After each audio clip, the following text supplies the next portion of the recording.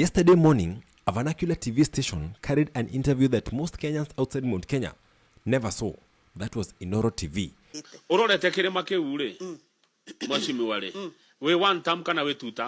For over an hour, MP Gedhonu Muchomba launched a relentless attack on former Deputy President, that is Rigathi Gachagua. Allegations, accusations, claims of betrayal, greed, and even corruption.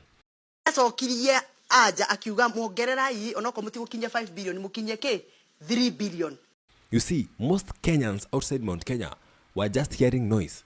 But buried within that interview was a single revelation, one sentence that exposed how Kenya came close to losing its most powerful opposition figure, and how one quiet but decisive no changed everything. Resignation. Oh,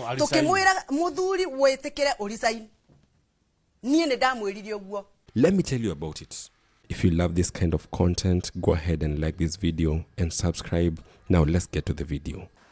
Gachagua na kuomba leo, hii mjadala wachana naye, iondokee. Kama ningeulizwa uwe jenga Mungai, ningepelekea rais barua ya kujidhuru, kujisuru. Gachagua Muchomba claimed that during Gachagua's impeachment crisis, a deal was actually on the table. That is a resignation. Tugethie turia jumbe atandatu gwake tugika mucemanio na tukiguithaniria ni kuresigna itwira draftira imarwa na tukidraft marwa na tukimaedit na tukimunengera na agithoma na kiuga ni mega na agikuja na gike igotini. If that happened, Rigathi Gachagua would not be here today. As Rigathi Gachagua continues to serve as the Vice Deputy President of this country, we call on him to resign immediately. You see, in Kenya, an impeachment is brutal, but resignation is also fatal. An impeached leader can still fight back politically, but a resigning one admits defeat. In Mount Kenya politics, resignation is not strategy, it is surrender, and surrender is unforgivable. What I would tell my friend Gachagua, with a lot of humility and respect, I would ask him just to resign quietly, plan his game again, and not force all these kind of hulabaloo we are going to hear. Had Gachagua resigned, yes, he would have avoided impeachment, but he would have erased himself. Because voters in the mountain don't follow cowards. They follow brave politicians who can fight to the end. When I called this press conference, there was a lot of speculation that Rigathi Gachagua wants to resign.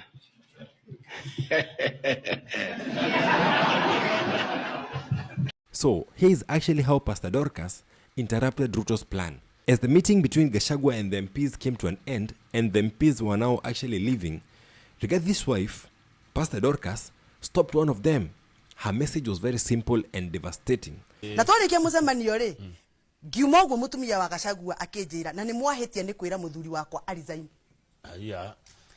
understood what others either ignored or pretended not to see.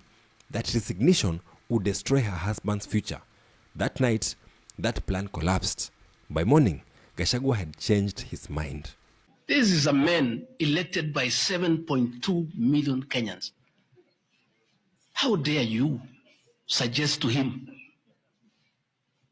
that he can do so without public participation? I have no intention whatsoever to resign from this job. I'll fight to the end. So, the resignation never happened.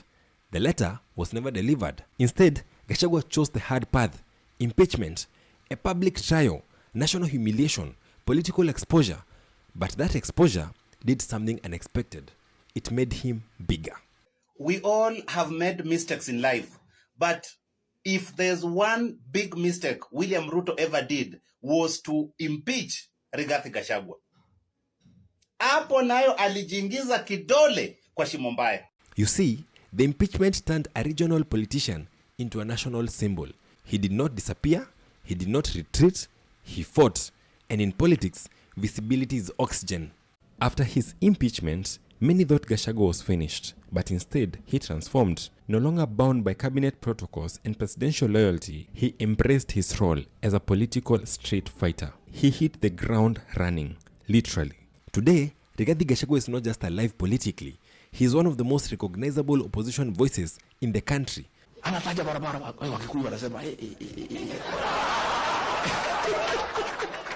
Ironically, that process that was meant to end him crowned him. Gachagua, and I've been telling people, Gachagua is now becoming Raila.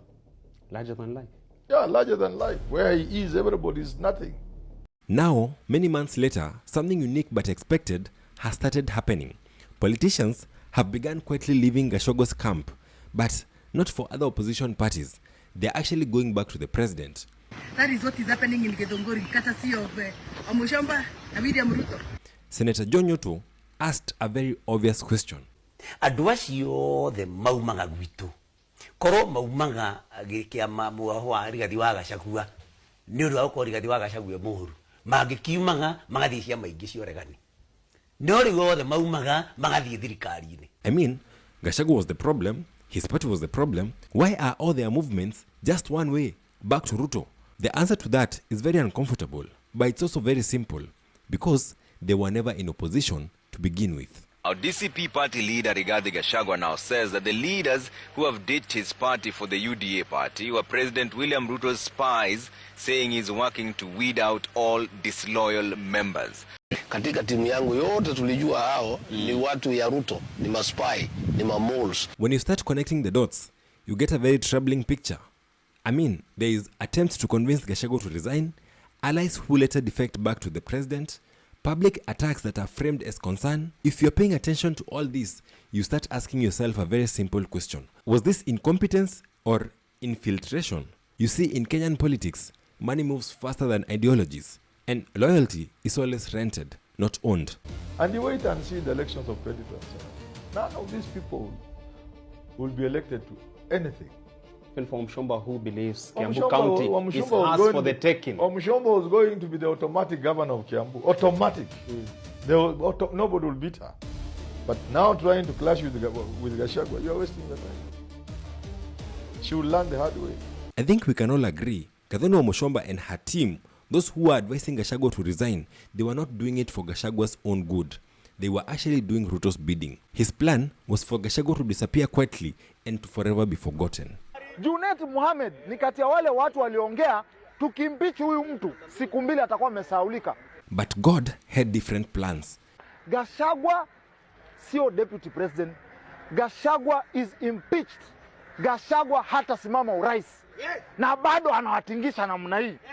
Huyu ni ndume bwana. You see, history may never record Pastor Dorcas as a political actor. She gave no press conference.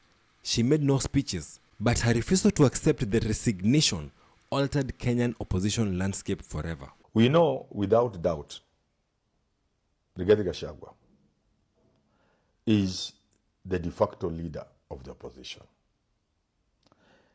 Vijana wanasema yeye ndio kusema wa opposition. That's a fact. So you don't deny that fact. If you deny it, then you go astray. Had she stayed silent, Rigathi Gachagua would be gone. No opposition leader, no national platform, no political future. You have caused me enough pain for the last 1 year. Please leave me alone. Let me be. God will take care of me. I don't have to have security. I don't have to have drivers. I don't have to have cars. Please allow me to have my peace, if nothing else. And remember, I was there for you when you needed a man. This is not just about one man or one marriage. It's about how power really operates. Not always through elections, not always through parliament, sometimes through pressure, sometimes through money, sometimes through people who you trust the most, and sometimes through the courage of one person saying no.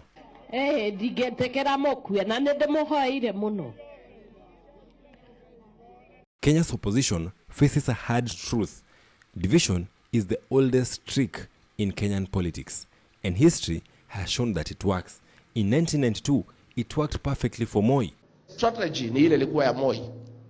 Hawa watu ya mlima ukitaka kuwamaliza, you finish them economically so that they become beggars.